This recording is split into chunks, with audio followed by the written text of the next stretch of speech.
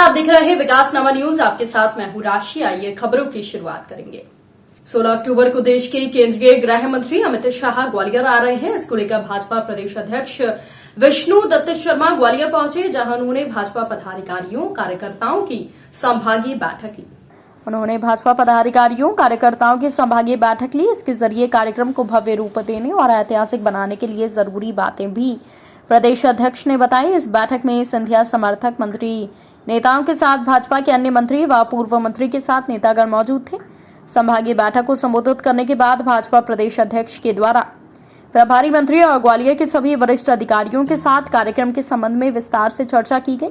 विष्णु दत्त शर्मा का कहना है कि 16 अक्टूबर का दिन ऐतिहासिक दिन होगा, क्योंकि उस दिन ग्वालियर में नए एयर टर्मिनल का विस्तार होगा, जिसके जरिए ग्वालियर की कनेक्टिविटी बढ़ेगी, यहाँ के विकास को गति मिलेगी। साथ ही ग्वालियर के प्रभारी मंत्री का कहना है कि 16 अक्टूबर का दिन विकास और प्रगति का दिन है। यही कारण है कि कार्यकर्ताओं में भी उत्साह और उल्लास देखा जा रहा है। वहीं प्रभारी मंत्री ने इस कार्यक्रम को लेकर कांग्रेस के द्वारा लगाए जा रहे आरोपों पर कहा कि कांग्रेस के सभी आरोप निराधार हैं। झूठ बोलो, झट बोलो, जोर से बोलो, ये काम कांग्रेस करती है। विकास की नए आयाम खड़े करने का काम हमारा एयरपोर्ट का जो टर्मिनल होगा, ये भी एक नई गति देगा। साथ में भारतीय जनता पार्टी की सरकार प्रतिबद्ध है कि चंबल क्षेत्र के लिए चाहे चंबल एक्सप्रेस वे हो, चाहे और भी किन्हीं बातों को लेकर के विकास पर भारतीय जनता पार्टी की सरकार ने काम करने के प्रयास शुरू किए हों। इस दिशा में ग्वालियर के विकास को रफ्तार के पंखों की उड़ान देने का काम भारतीय जनता पार्टी की सरकार और हमारा सौभाग्य अमित शाह जी इस दिशा में 16 तारीख को ग्वालियर पधार रहे हैं। यह नवनिर्मित इसलिए कि हमारे जो प्रिंट मीडिया के मित्र उनको ये नहीं लगे कि उनसे मेरी कनेक्टिविटी नहीं है। इस दिशा में विशेष तौर पर भारतीय जनता पार्टी की सरकार की प्रतिबद्धता है कि इंफ्रास्ट्रक्चर तैयार करते हुए ग्वालियर को एक नई पहचान देने का काम और विकास को रफ्तार कैसे मिलेगी, ये प्रयास हम 16 तारीख को ग्वालियर के अंदर कर रहे हैं। यह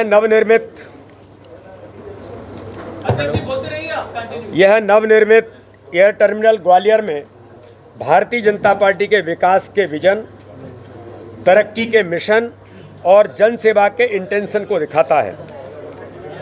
और इसलिए मैं कहना चाहता हूं कि श्रद्धेय राजमाता जी को समर्पित ये एयरपोर्ट का टर्मिनल हमारे लिए एक नई सौगात देगा और इस दिशा में हम क्या होगा उसको देखो जरा। इस दिशा में विकास की नई सौगात देने का काम उस दिन हम करेंगे। इसलिए भाजपा के शासनकाल में जिस प्रकार से ग्वालियर के विकास को नई रफ्तार मिली है और हमारा जो नेतृत्व है कि इस दिशा में इस माध्यम से जो मैंने कहा कि रीजन की कनेक्टिविटी, चाहे राजस्थान होगा या बुंदेलखंड का जो रीजन होगा या दिल्ली से जुड़े हुए जो क्षेत्र हैं, टूरिज्म को भी नई दिशा और नए आयाम इसके माध्यम से मिलेंगे।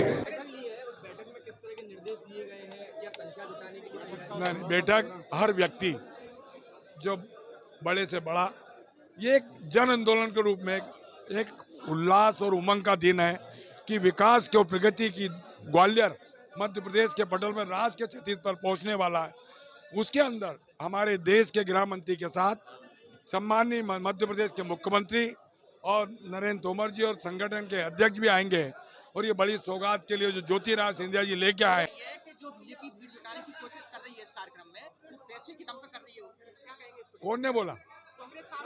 कांग्रेस तो बेबुनियाद, निराधार, क्योंकि अभी उन्होंने जब वो धर्म को नहीं छोड़ती है, झूठ बोलो, झट बोलो और जोर से बोलने का काम कांग्रेस कर रही है। ग्वालियर के लिए ऐतिहासिक क्षण, ऐतिहासिक पल, लगभग अंतर्राष्ट्रीय स्तर का एक भूमि पूजन राजमाता जी के नाम से हवाई अड्डे की एक सौगात देश के केंद्रीय मंत्री परम सम्मानित ज्योतिराज सिंधिया जी ने दी है।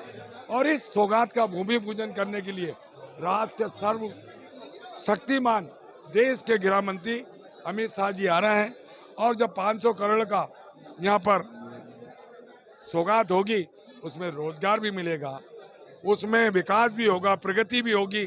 पर्यटन भी आएगा और ये मध्य प्रदेश के पटल पे नहीं, राष्ट्र के पटल नहीं, विश्व के पटल का अंतर्राष्ट्रीय हवाई अड्डा बन रहा है। फिलहाल खबरों में इतना ही। अपडेट्स के लिए आप बने रहिए विकास रामा न्यूज के साथ। नमस्कार।